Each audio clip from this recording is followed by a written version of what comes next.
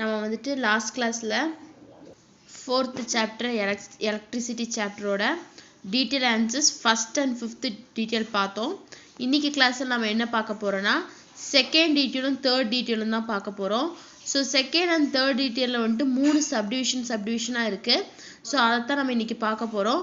So second டீட்டெயிலில் first subdivision என்ன கேட்டிருக்காங்கன்னா what is meant by electric current. Electric கரண்ட்னா என்னன்னு கேட்குறாங்க. ஃபர்ஸ்ட் கொஸ்டின் செகண்ட் கொஸ்டினில் ஏ சப்டிவிஷனில். பியில் name and define its unit. அதை நேம் பண்ணி அதோட யூனிட்டை வந்து டிஃபைன் பண்ணுங்கன்னு கேட்குறாங்க. இது செகண்ட் சப்டிவிஷன். தேர்ட் சப்டிவிஷன் சியில் வந்துட்டு which instrument is used to measure the electric current, how should it be connected in this circuit. அதாவது வந்துட்டு எந்த இன்ஸ்ட்ருமெண்ட்டை யூஸ் பண்ணி நம்ம எலக்ட்ரிக் கரண்ட்டை வந்துட்டு மெஷர் பண்ணுவோம், அதை எப்படி வந்து அந்த சர்க்கியூட்டில் வந்துட்டு கனெக்ட் பண்ணுவோம் அப்படின்னு கேட்குறாங்க. இதான் வந்து தேர்ட் சப்டிவிஷன். இதான் வந்துட்டு செகண்ட் கொஸ்டின். தேர்ட் கொஸ்டின் பாருங்கள், state Joule's law of heating. So Joule's law of ஹீட்டிங்கை வந்துட்டு ஸ்டேட் பண்ணுங்கன்னு கேட்குறாங்க. இது ஃபர்ஸ்ட் சப்டிவிஷன். செகண்ட் ஒன் வந்து an alloy of nickel and chromium is used as the heating element. Why? அதாவது chromium and நிக்கலோட அலாயை தான் வந்துட்டு நம்ம ஹீட்டிங் எலமெண்ட்டாக யூஸ் பண்ணுறோம்.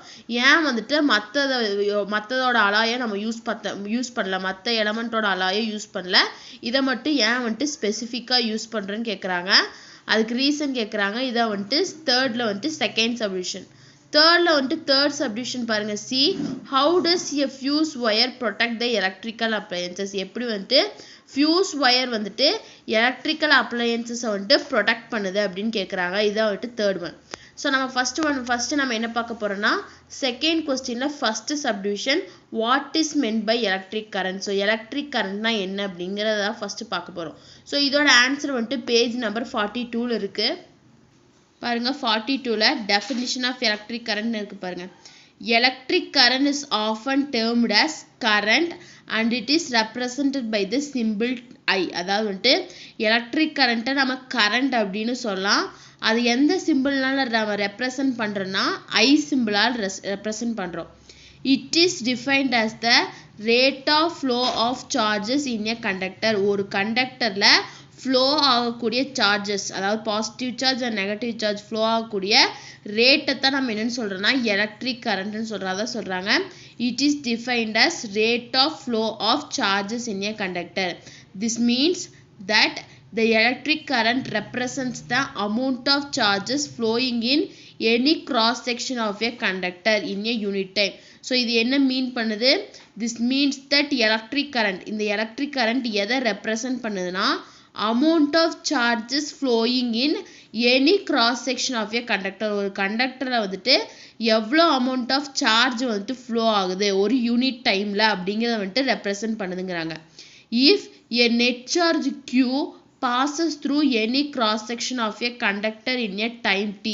அதாவது Qங்கிறது வந்துட்டு நெட் சார்ஜை நம்ம எடுத்துக்கிறோம். அந்த Q வந்துட்டு கண்டக்டரில் வந்துட்டு பாஸ் ஆகுது. எந்த டைம்லனா t டைமில் பாஸ் ஆகுது. தென் current flowing through the conductor is அப்படி ஃப்ளோ ஆகும்போது எவ்வளோ கரண்ட் வந்துட்டு இந்த கண்டக்டரில் ஃப்ளோ ஆகுதுன்னா I is equal to Q by T. So Q by Tங்கிறது வந்துட்டு சார்ஜ், நெட் சார்ஜ். டீங்கிறது வந்து டைம் தான் வந்துட்டு டி அப்படின்னு சொல்கிறாங்க. ஸோ எலக்ட்ரிக் கரண்ட் அப்படிங்கிறத நம்ம கரண்ட்டுன்னு சொல்லுவோம். இதை வந்துட்டு ஐ சிம்பிளால் வந்து நம்ம ரெப்ரசன்ட் பண்ணுறோம். இதை எப்படி டிஃபைன் பண்ணுறோன்னா rate of flow of charges in a conductor. ஒரு கண்டக்டரில் இருக்கக்கூடிய சார்ஜஸ் வந்துட்டு எவ்வளோ ரேட்டில் வந்துட்டு ஃப்ளோ ஆகுது அப்படிங்கிறத வந்துட்டு இதை டிஃபைன் பண்ணுது. இதுலேருந்து நமக்கு என்ன தெரியுது? திஸ் மீன்ஸ் தட் இது என்ன சொல்லுதுன்னா electric current represents the amount of charges flowing in any section of a conductor in a unit time. ஒரு பர்டிகுலர் டைமில் ஒரு கண்டக்டரில் எவ்வளோ சார்ஜஸ், எவ்வளோ அமௌண்ட் ஆஃப் சார்ஜஸ் வந்து ஃப்ளோ ஆகுது அப்படிங்கிறத சொல்லுது. இப்போ சப்போஸ் Qங்கிறது வந்துட்டு நெட் சார்ஜ், அந்த Q சார்ஜ் வந்துட்டு கண்டக்டரில் வந்துட்டு பாஸ் ஆகுது கிராஸ் செக்ஷனில். எந்த டைமில் டி டைமில் பாஸ் ஆகுதுன்னா அப்போ அந்த கண்டக்டரில் ஃப்ளோ ஆகக்கூடிய கரண்ட்டை நம்ம எப்படி கால்குலேட் பண்ணலாம்னா I is equal to Q by T. So இதான் வந்துட்டு first subdivision what is electric கரண்ட்டோட ஆன்சர். செகண்ட் பாருங்க, name and define its unit. So electric கரண்ட்டோட யூனிட் என்ன அப்படின்னு கேட்குறாங்க. ஸோ இதோட ஆன்சர் வந்துட்டு பேஜ் நம்பர் 43ல இருக்கு பாருங்க 43ல the SI unit of electric current இதுதான் வந்துட்டு அதோட answer the SI unit of electric current is ampere so electric current ஓட SI unit என்ன ampere the current flowing through a conductor is said to be 1 ampere அதாவது ஒரு கண்டக்டர்ல flow ஆகக்கூடிய ஒரு கண்டக்டர்ல flow ஆகக்கூடிய கரண்ட்டை வந்து நம்ம 1 ஆம்பியர் அப்படின்னு சொல்லணும் அப்படின்னா when a charge of 1 coulomb flows across any cross section of a conductor in a 1 second ஒரு செகண்ட்ல ஒரு கண்டக்டர்ல வந்துட்டு 1 coulomb சார்ஜ் வந்துட்டு ஃப்ளோ ஆச்சு அப்படின்னா அதை வந்து நம்ம 1 ஆம்பியர் அப்படின்னு சொல்லலாம் hence 1 ampere is equal to 1 coulomb by 1 second அப்போ 1 ampere is equal to 1 coulomb by 1 second so electric current ஓட SI unit என்னன்னா ampere அதாவது A இந்த கரண்ட்டை வந்து நம்ம எப்போ இந்த current flowing through a conductor is said to be 1 ampere ஒரு கண்டக்டர்ல ஃப்ளோ ஆகக்கூடிய கரண்ட்டை நம்ம எப்போ 1 ஆம்பியர்னு சொல்லுவோம் அப்படின்னா when a charge of 1 coulomb flows across any cross section of a conductor in a 1 second ஒரு செகண்ட்ல ஒரு கண்டக்டர்ல ஃப்ளோ ஆகக்கூடிய சார்ஜ் 1 coulomb சார்ஜ் வந்துட்டு அந்த கண்டக்டர்ல வந்துட்டு 1 செகண்ட்ல ஃப்ளோ ஆச்சுன்னா அதைத்தான் நம்ம வந்துட்டு 1 ஆம்பியர் அப்படின்னு சொல்றோம் so 1 ampere is equal to 1 coulomb by 1 second so இதான் வந்துட்டு அதோட ஃபார்முலா செகண்ட்ல வந்துட்டு தேர்ட் சப்டிவிஷன் பாருங்க which instrument is used to measure the electric current and how should it be connected in a circuit எந்த இன்ஸ்ட்ருமெண்ட்டை use பண்ணி நம்ம electric கரண்ட்டை மெஷர் பண்ணுறோம் அதை வந்துட்டு எப்படி வந்துட்டு சர்க்கியூட்டில் கனெக்ட் பண்ணணும் அப்படின்னு கேட்குறாங்க ஸோ சிம்பிள் தான் எந்த இன்ஸ்ட்ருமெண்ட்டை நம்ம யூஸ் பண்ணுறோன்னா ஆம்மீட்டர் ஸோ அந்த ஆம்மீட்டரை யூஸ் பண்ணி தான் நம்ம வந்துட்டு எலக்ட்ரிக் கரண்ட்டை மெஷர் பண்ணுறோம் அப்போ ammeter is used to measure the electric current so first one how it should be connected in a circuit or connect அந்த ஆம்மீட்டரை சர்க்கியூட்ல வந்துட்டு எப்படி கனெக்ட் பண்ணுவோம்னு பேரலா கனெக்ட் பண்ணுமா சீரீஸா கனெக்ட் பண்ணுமான்னு கேட்குறாங்க ஸோ ஆம்மீட்டரை எப்படி கனெக்ட் பண்ணும் அப்படின்னா சீரீஸ் சர்க்கியூட்ல தான் கனெக்ட் பண்ணும் அதுதான் வந்துட்டு இதுக்கு ஆன்சர் ஸோ தேர்ட் பாருங்க which instrument is used to measure the electric current na ammeter is used to measure the electric current first ஒனுக்கு next how it should be connected in a circuit ஒரு சர்க்கியூட்ல அதை எப்படி connect பண்ணணும் சீரீஸா connect பண்ணணும் இதான் வந்துட்டு third சப்டிவிஷனோட answer so second question நம்ம ஃபுல்லா கம்ப்ளீட் பண்ணிட்டோம் இப்போ தேர்ட் கொஸ்டின் பாருங்க state Joule's law of heating so Joule's law of ஹீட்டிங்கை ஸ்டேட் பண்ணுங்க அந்த லால என்ன சொல்றாங்கன்னு சொல்லுங்கன்னு கேட்குறாங்க ஸோ இதோட ஆன்சர் வந்துட்டு பேஜ் நம்பர் 50ல இருக்கு பாரு ஜூல்ஸ் லா பாருங்க ஜூல்ஸ் லா ஆஃப் ஹீட்டிங் டாபிக்ல வந்துட்டு கடைசியில 3 கொடுத்துருக்காங்க இதான் வந்துட்டு இதோட ஆன்சர் ஹைலைட் பண்ணியிருக்கேன் Joule's law of heating states that heat produced in any resistor so Joule's law of ஹீட்டிங்ல என்ன சொல்றாங்கன்னா ஒரு ரெசிஸ்டர்ல ப்ரொடியூஸ் ஆகக்கூடிய ஹீட் வந்துட்டு directly proportional to the square of the current passing through the resistor so ஒரு ரெசிஸ்டர்ல ப்ரொடியூஸ் ஆகக்கூடிய ஹீட் வந்துட்டு எதுக்கு டைரக்டா ப்ரொபோர்ஷனலா இருக்குன்னா square of current passing through the resistor அந்த ரெசிஸ்டர்ல பாஸ் ஆகக்கூடிய கரண்ட் ஸ்கொயர்னா ஐ ஸ்கொயர் அதாவது அந்த ரெசிஸ்டர்ல ஃப்ளோ பாஸ் ஆகக்கூடிய கரண்ட் ஸ்கொயருக்கு வந்துட்டு டைரக்டா ப்ரொபோர்ஷனலா இருக்குன்னு சொல்றாங்க அப்ப Joule's law of heating states that heat produced in any resistor is directly proportional to the square of the current passing through the resistor first one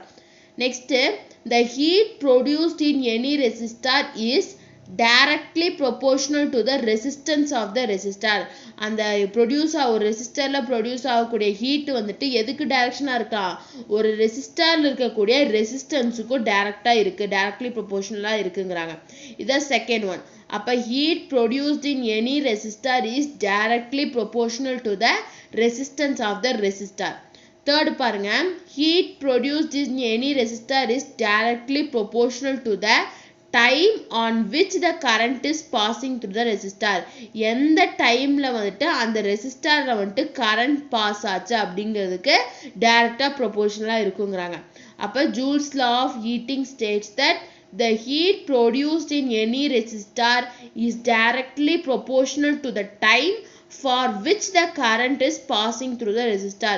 So எதுக்கு டைரக்ஷனல் ப்ரொபோர்ஷனலா இருக்கு?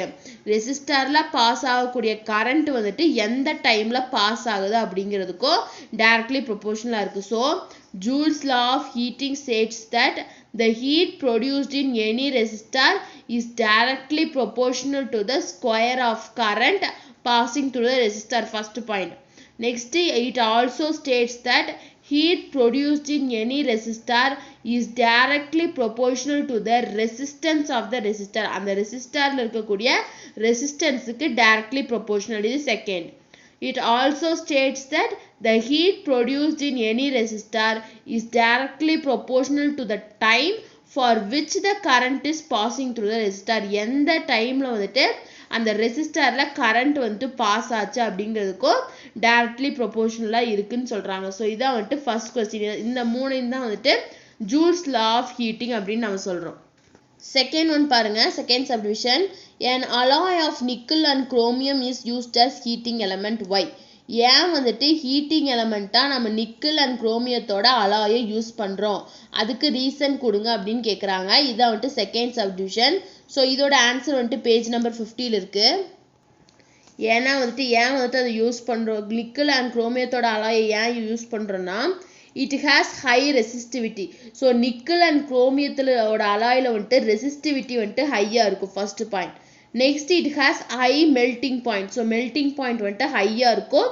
இது வந்துட்டு ஈஸியாக ஆக்சிடைஸ் ஆகாது. It is not easily oxidise. So இந்த 3 ரீசனுக்காக தான் நம்ம வந்துட்டு நிக்கல் குரோமியத்தோட அலாயை வந்துட்டு யூஸ் பண்ணுறோம் அப்படின்னு சொல்கிறாங்க. ஃபர்ஸ்ட் ஒன் வந்துட்டு இட் ஹேஸ் ஹை ரெசிஸ்டிவிட்டி ஹையாக இருக்கும், ஹை மெல்டிங் பாயிண்ட் இருக்கும், ஈஸியாக ஆக்சிடைஸ் ஆகாது. ஸோ இந்த 3 ரீசன்ஸுக்காக தான் நம்ம நிக்கல் அண்ட் குரோமியம் அலாயை வந்துட்டு ஒரு அப்ளையன்சஸில் யூஸ் பண்ணுறோம் அப்படின்னு சொல்கிறாங்க. இதான் வந்துட்டு செகண்ட் சப்டிவிஷனோட answer. How does a fuse wire protect the electrical appliances? நம்ம செகண்ட் கொஸ்டின் பார்த்தோம். இப்போ தேர்டு பாருங்க, எப்படி வந்துட்டு ஃபியூஸ் ஒயர் வந்துட்டு எலக்ட்ரிக்கல் அப்ளையன்சஸை ப்ரொடெக்ட் பண்ணுதுன்னு கேட்குறாங்க. இதுதான் வந்துட்டு தேர்ட் சப்டிவிஷன். இதோட ஆன்சர் வந்துட்டு 50-51 இருக்கு. பாருங்க 50ல ஃபியூஸ் ஒயர் இருக்கு பாருங்க. The fuse wire is connected in series in an electric circuit. ஒரு எலக்ட்ரிக் சர்க்யூட்ல ஃபியூஸ் ஒயரை நம்ம எப்படி கனெக்ட் பண்ணியிருக்கோம்னா சீரீஸாக கனெக்ட் பண்ணியிருப்போம்.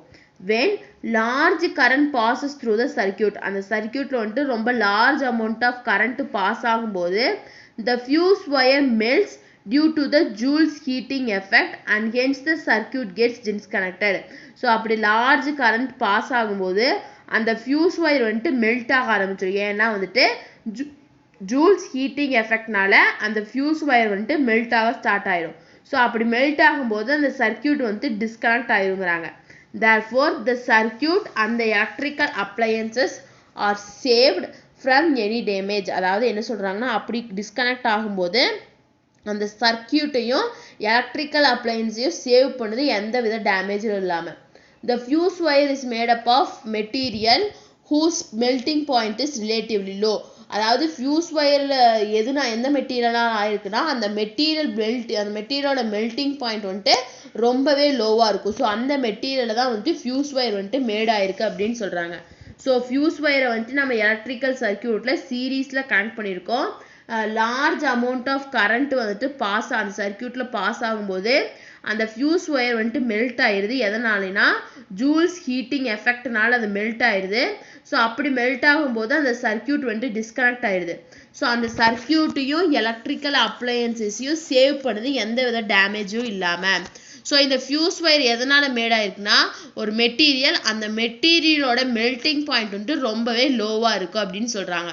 ஸோ இதுதான் வந்துட்டு தேர்ட் சப்டிவிஷனோட ஆன்சர். பாருங்க தேர்ட் சப்டிவிஷனோட ஆன்சர். ஸோ நம்ம இன்னைக்கு கிளாஸில் செகண்ட் அண்ட் தேர்ட் கொஸ்டின் ஃபுல்லாக பார்த்துட்டோம். 3 சப்டிவிஷன் இருக்குது பார்த்துட்டோம். நெக்ஸ்ட் கிளாஸில் நம்ம என்ன பார்க்க போகிறோம்னா ஃபோர்த் டீட்டெயில் பார்க்க போகிறோம். ஸோ உங்களுக்கு இந்த 2 கொஸ்டினில் ஏதாச்சும் டவுட் இருந்தால் கமெண்ட் பண்ணுங்கள். இந்த வீடியோ கிளாஸ் பிடிச்சிருந்தா லைக் பண்ணுங்கள், ஷேர் பண்ணுங்கள், சப்ஸ்கிரைப் பண்ணுங்கள். தேங்க்யூ.